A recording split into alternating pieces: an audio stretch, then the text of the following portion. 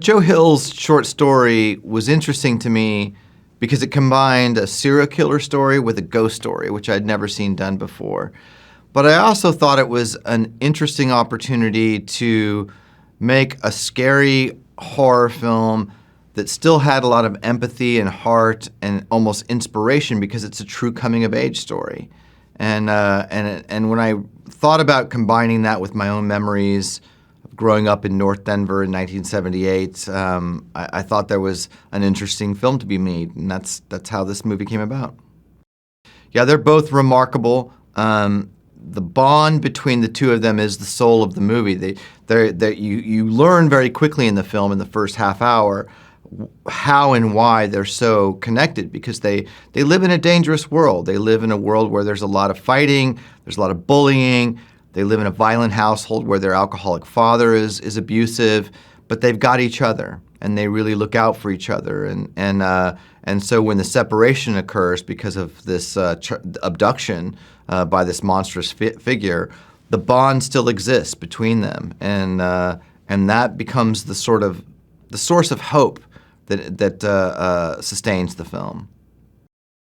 Well, the grabber's very mysterious. We don't get into his backstory. To me, the best villains, like Heath Ledger's the Joker or Hannibal Lecter, these are characters who very little about. Bits and pieces, but you certainly don't ever get any scene or any story that explains why they are so monstrous. So I think there's an element of mystery to them, but I think in the case of the grabber, his actions are so abhorrent, what it is that we know he does. I think his need to wear a mask, his need to hide himself, but also to have collected these masks or built these masks that allow for partial reveals at times is really interesting. And I think that most importantly, this ritualistic pattern that he has for abducting his victims and putting them through a period of time of breaking them down with these things that he does is really harrowing. And that allowed Ethan, I think, to create a manner of speaking, a manner of expressing, a manner of emoting that's very, very unique. And I felt like he took the story on wholeheartedly and came to set with an understanding of the grabber that certainly superseded my understanding of him. I mean, I wrote the words and I gave him the masks, but how he speaks, how he gesticulates, how he moves, where he stands, all of these things were things that Ethan knew how to do. And the result is, I think, a pretty memorable villain. Yeah, it is, and I think the supernatural, certainly in the films that I've made, works in conjunction with grounded realism. The more grounded and realistic a movie feels, the more powerful the supernatural is when you start to slide it in. And I think the idea of this phone that is ultimately a conduit to the dead, to speaking with the dead, is really interesting. That all goes back to Joe's short story also.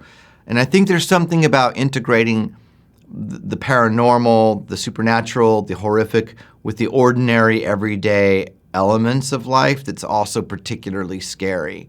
There's something about it being about a simple black phone being a vehicle to speak to the dead that's inherently chilling.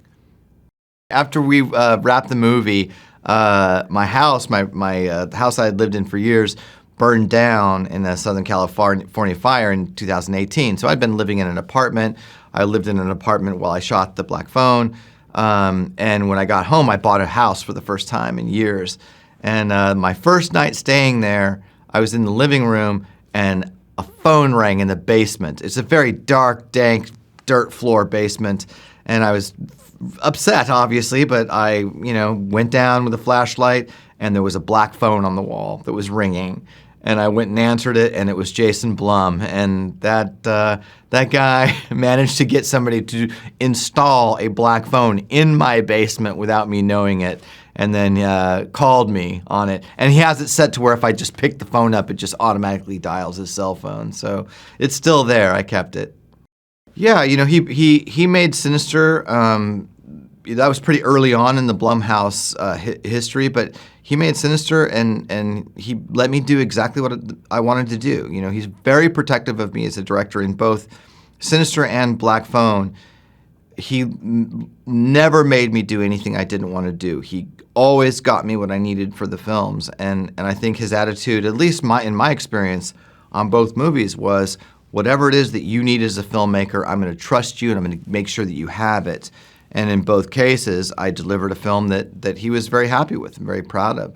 And I'll also say this, Jason's just a great guy. You know, he's my closest friend in this business, and he and I confide in each other personally about a lot of things. He is every bit the good guy you want somebody like him to be.